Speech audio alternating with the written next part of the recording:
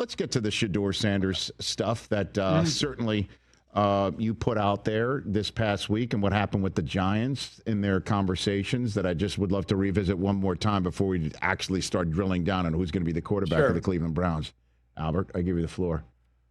Yeah, I mean, I think things got a little misconstrued there, to be honest with you. And you know how that works with the aggregation sometimes. But yeah, I mean, I think that the experience the Giants had with him wasn't perfect. And you know, the full story, of course, is you know, they, as part of their, and this is common, but as part of their you know, their visits with the quarterbacks, they'll give them an install.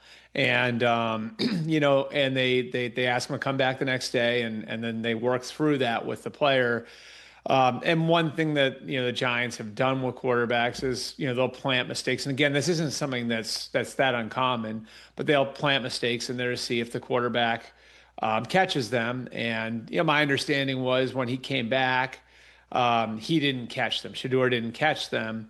And that caused the temperature in the room to rise a little bit. So, you know, it's not why they didn't pick him third overall or why he wasn't the guy that they were trading up for at the bottom of the first round.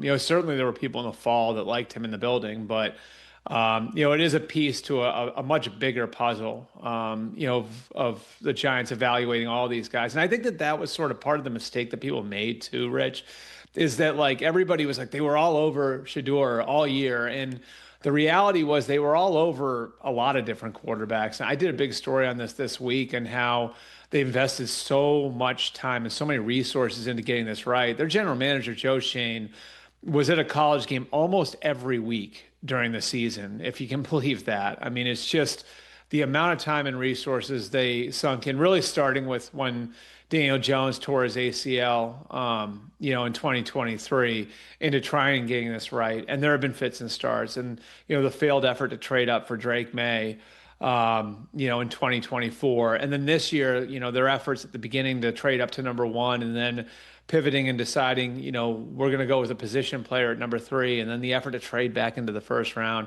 a ton went into this. And that was just, you know, a little window into a piece of the puzzle for them. Well, and in terms of where Shedeur wound up, and what is your reporting on?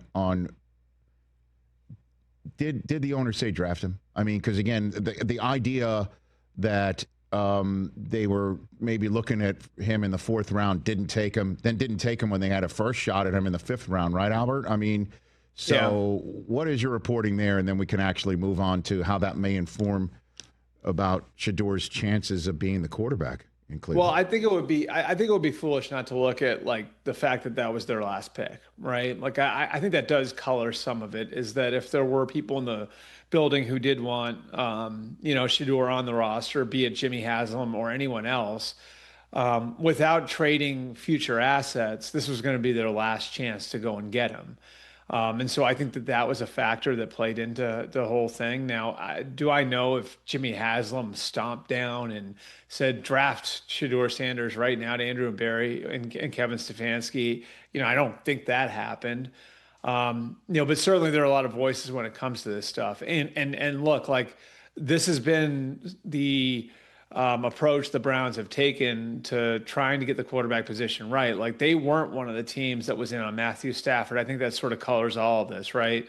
You know, Stafford was pursued by the Raiders and by the Giants. And, you know, there are other teams that obviously the Steelers prominent among them that have been in the Aaron Rodgers thing. The Vikings have been tangentially involved in all of this too. And, you know, so the Browns' lack of involvement in any of these sort of has colored their approach, which has been, we're going to just keep throwing darts at the board and see if we can find one that hits. And that was trading for Kenny Pickett. It was signing Joe Flacco, and it's drafting two quarterbacks. You know, it's drafting both Dylan Gabriel and Shedeur Sanders. So I think it's a challenge now for them to figure out how to divvy all of them up. But as far as Shedeur Sanders landing on the roster, I do think it's part of what was a larger approach in how they're attacking the position. And I can't say one way or another whether Jimmy Haslam, ordered some sort of code red to draft him.